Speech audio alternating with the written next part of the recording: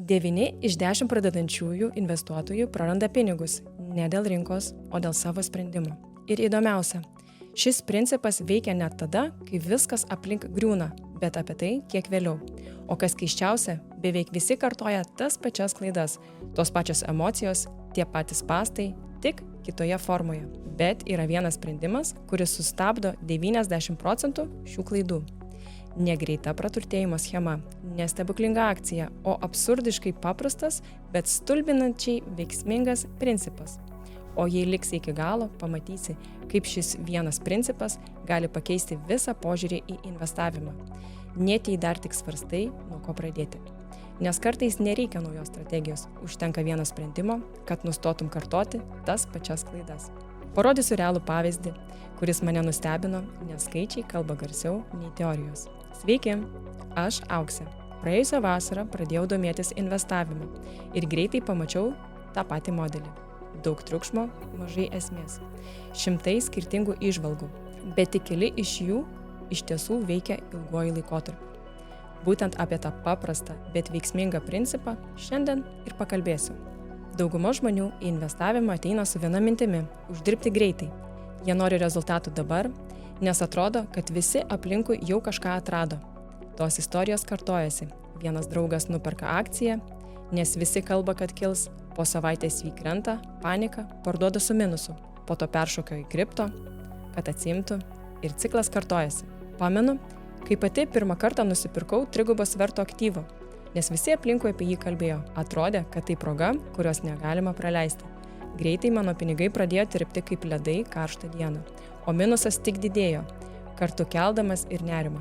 Tada pradėjau suprasti, kad problema ne grafike, o mano pačios reakcijoje. Skamba pažįstamai? Nes mes dažnai taip elgiamės. Pradedam ne nuo plano, o nuo emocijos. Mūsų smegenys nekenčia laukimo. Todėl kiekvienas grafikas, kiekviena žinutė socialiniuose tinkluose atrodo kaip galimybė. Ir štai kur esmė. Ne rinka mus baudžia, o mūsų elgesys.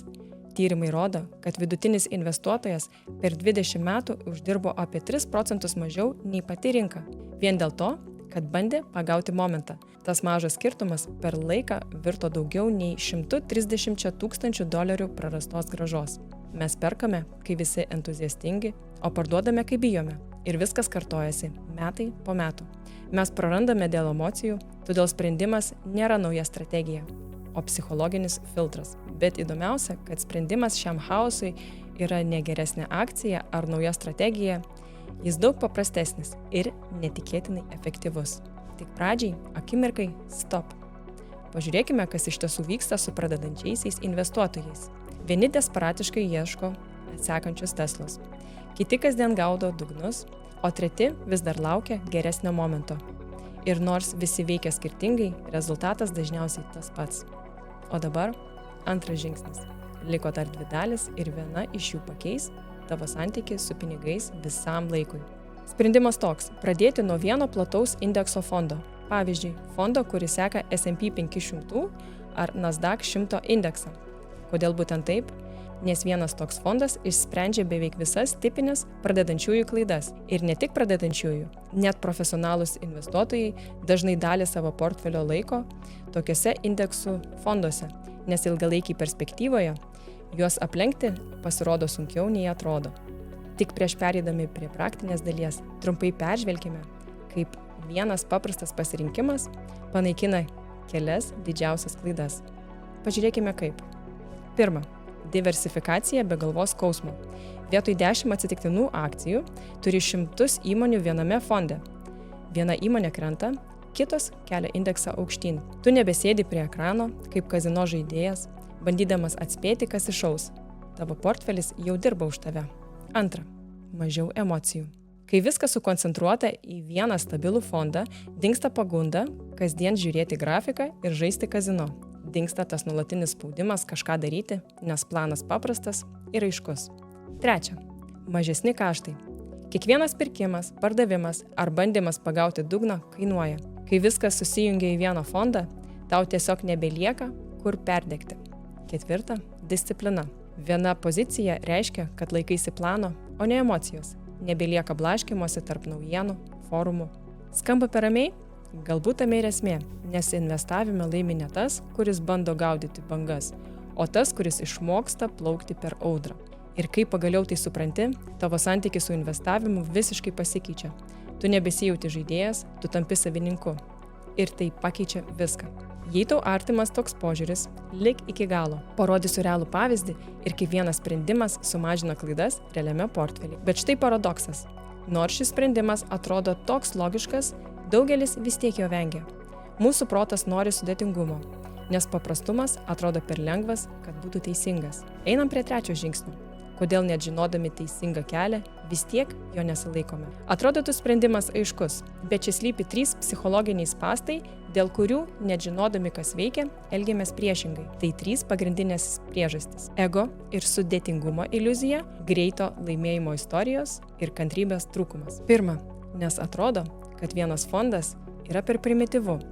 Mūsų ego nori būti gudresnis. Norime surasti tą vieną akciją, kuri viską pakeis. Mums patinka jausmas, kad šį kartą aš žinosiu geriau. Antra, mus vis dar traukia greito laimėjimo istorijos. Instagram, YouTube. Visur aplinkui kas nors, ką nors uždirbo 200%.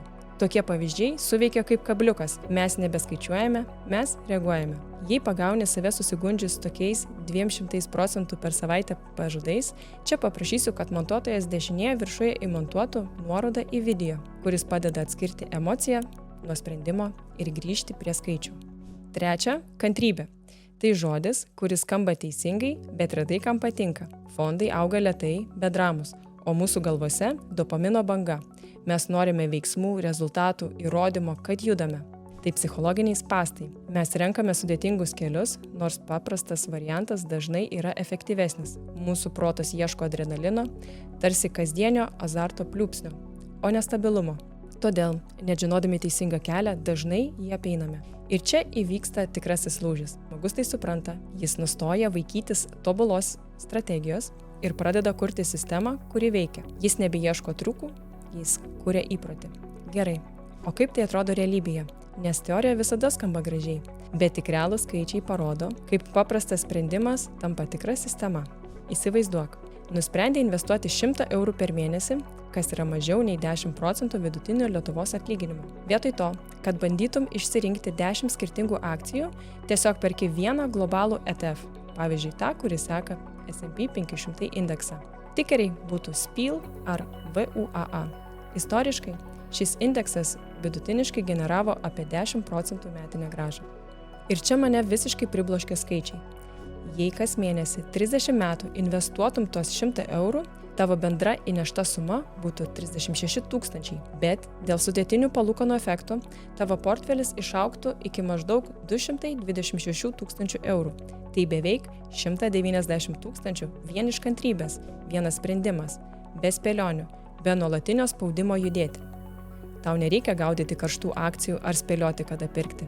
Tiesiog investuoji kas mėnesį, ramiai, nuosekliai, be spėlionių. Ir štai kur esmė, investavimas tampa ne žaidimu, o įpročiu. Kai turi sistemą, nebereikia spėlioti, tu tiesiog darai tai, kas veikia. Svarbu, tai nėra finansinė rekomendacija, bet logika paprasta. Vienas fondas lygu mažiau klaidų ir daugiau ramybės. Tikrasis rezultatas nėra net pinigai. Didžiausias pokytis įvyksta tavo galvoje, pasikeičia santykis su pačiu investavimu. Nebematai jo kaip lošimo ar bandymo atspėti. Nebelakstai nuo vienos karštos idėjos prie kitos, tikėdamasis sėkmės, vietoj to pradedi kurti įprotį, mažą, nuoseklų veiksmą, kuris su laiku tampa tavo sistema. Nebejauti kalties dėl nepagautų šuolių ar kiekvieno kritimo.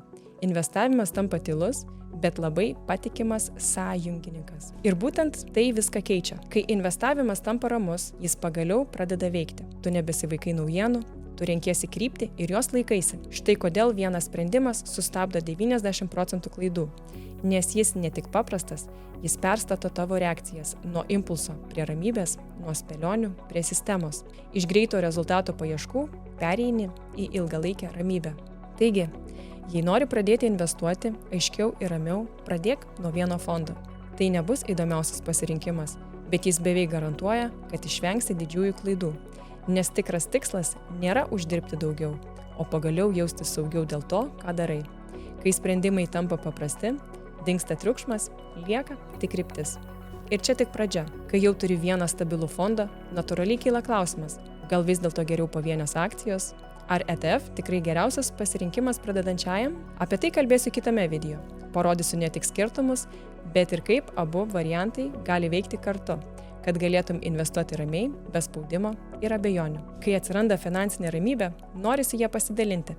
Čia mokomės tvarkyti su pinigais paprastai, aiškiai ir savo tempu, be perteklinio informacijos srauto. Prenumeruok ir įjung pranešimus, nes kitas video bus antra šios istorijos pusė – pavienės akcijos ar ETF, su realiais pavyzdžiais ir praktiniais sprendimais. O komentaruose parašyk, ar tu labiau linkęs rinktis pavienės akcijas ar ETF ir kodėl.